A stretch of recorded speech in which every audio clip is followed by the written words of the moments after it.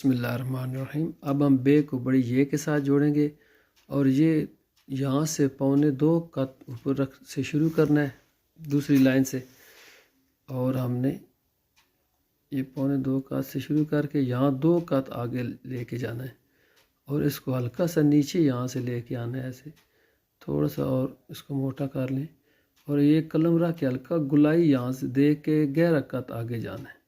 नीचे पहले कत लगा लेते हैं 11 और